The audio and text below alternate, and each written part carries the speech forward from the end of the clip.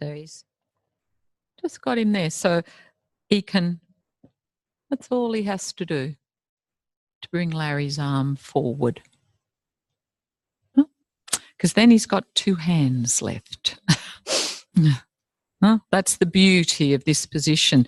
It also, in a way, is constraining Larry that it's not going up there, or he's keeping the peripheral fixed a little bit in a way. So Larry has to get adaptability through here rather than feeling he can do it all from here.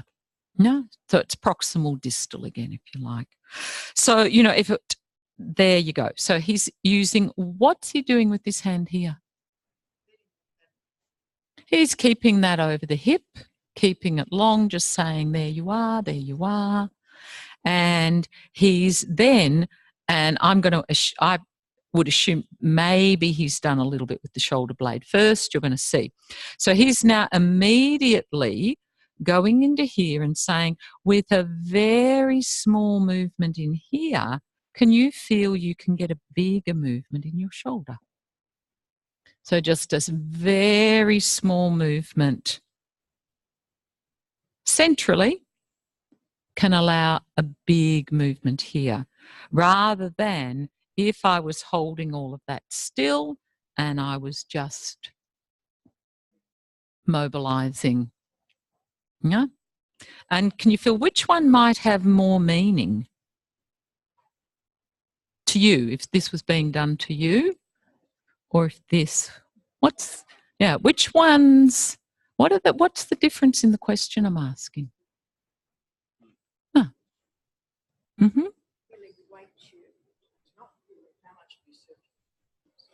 All of these different parts. Yeah? And again, really gentle, keeping that back so that Larry's coming forward. So he's getting him even longer. He's getting a really, it's still going through to his head, but you can see he's starting to use a diagonal as well to get this length through the centre, yeah? To give him more spaces. Then what did he do? What else did he do? Yeah, he was on the shoulder then, but he wasn't just doing this. He would have still been thinking of a little weight shift, huh? That something's still happening here. We did this the other day with the hip, that I could begin to make some, but again, I'm thinking, where's the weight? And I can gently shift it, so I'm not just wagging this around on a dead torso. Huh? I'm really thinking all the time that this is about giving him a little bit more ground somewhere so this can get lighter. Huh? He did a lot on showing him this bottom, that's where he had his finger. Because for many people, the big muscles go there and there to attach deep into here. So he's really showing him that all those big muscles have given up, which is going to allow all of this to get really free. He's not forgetting in this that the collarbone is a really important part of the movement. And then at the end, he even does a little bit. You can come forward a little bit and back here. When you were doing the vertebrae, were you just doing the movement, or were you actually doing the slide? You can do whatever you like. It depends what the person needs to know. I'm definitely not just doing that. Because that's not, what's that asking the person to do? So I'm connecting it to, this is a reaching arm. This is a reaching arm. It doesn't make sense for me to sit there unless, and this isn't what this lesson's about, I was doing that and I was showing him that the shoulder could slide back. That's not this lesson. Huh?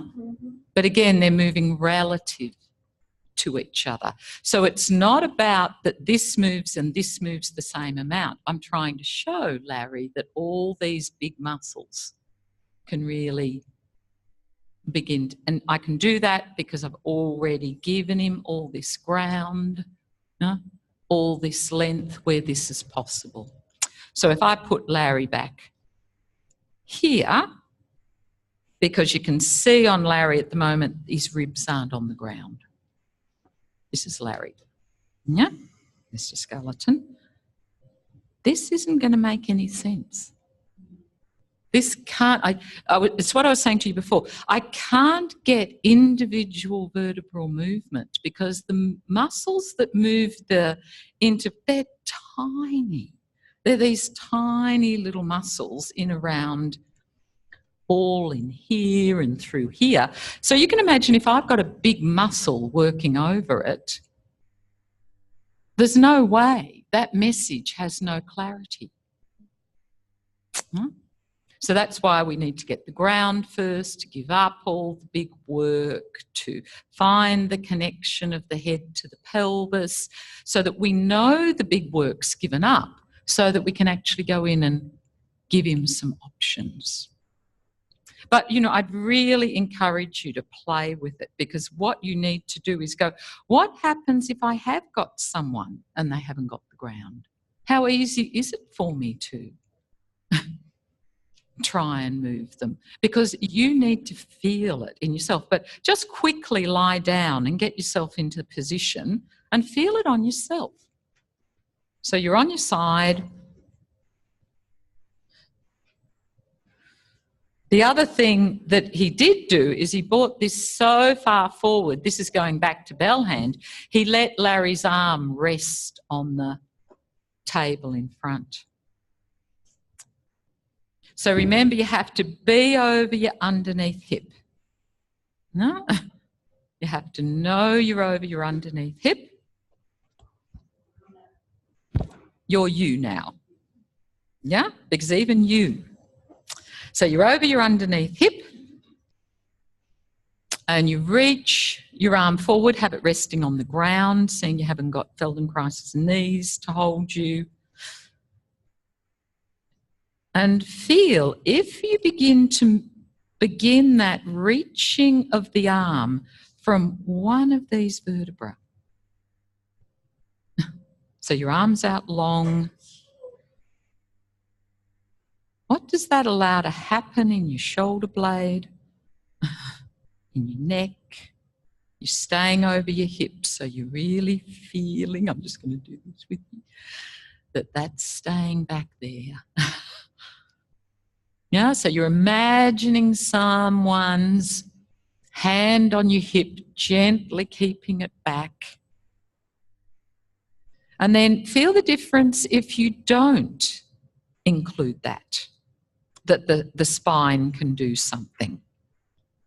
How much meaning does that have for you? And this is, you know, we've been talking about, you know, we're doing a differentiated movement here, but differentiated doesn't ever mean that something's just stuck and not available for movement.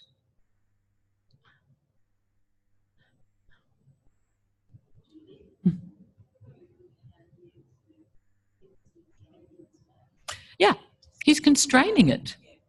Because a lot of people, to do this, you would want to just roll your hip forward. So I've got to keep you back there so that you can find something here. Yeah?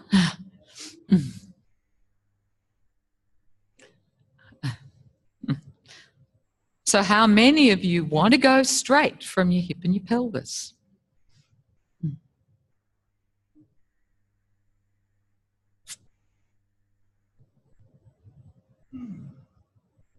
And then could you move your shoulder blade around and feel it still gently shifting the weight in your upper ribs, your head's still free.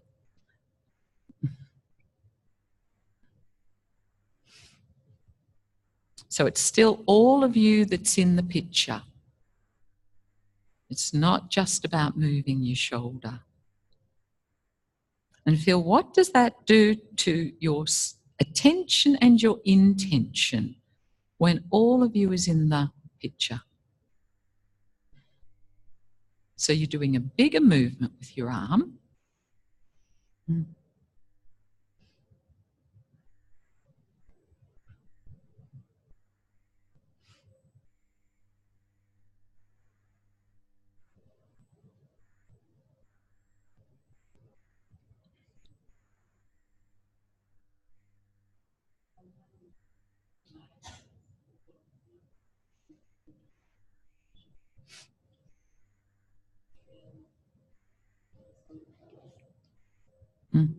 Mm. Yep. So what is it about when we've got this stability in our pelvis? Not fixity, but that we really feel connected to the ground and mobile, but we can keep it a little bit more still, that enables our upper torso to get freer. When I've got this little bit of stability down in my pelvis.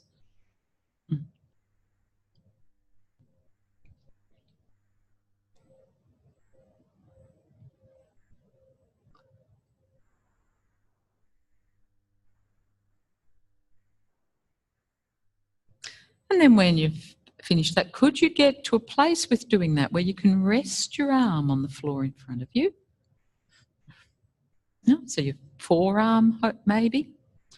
And then again, can you imagine someone's hands on you, gently taking your pelvis back a little bit over your hip joint as they take your shoulder forward a little bit, so that you could feel this diagonal length, so that your shoulder can go forward as your pelvis goes back. Your shoulder goes forward as your pelvis goes back. And does that enable some of you to find even another place of your ribs? Another place to find ground.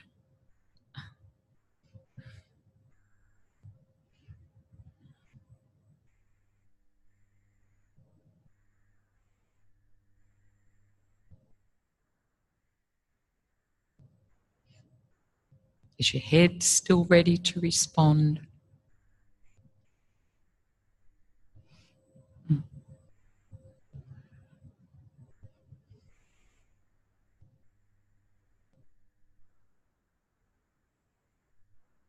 Okay. Come up to standing.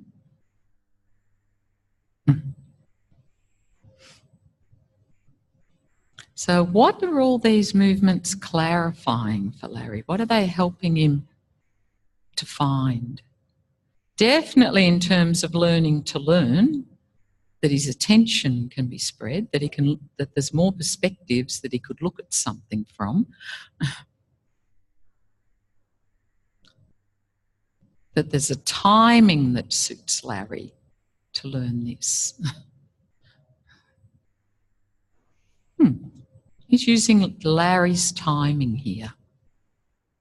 What's the speed that Larry needs to, that Feldenkrais needs to work with Larry, that Larry could begin maybe to attend a little bit more to what he's doing. Okay, do you want to go and add that little bit to the puzzle of the person you were working with this morning? No, you can just go from where you were. Yeah? So what you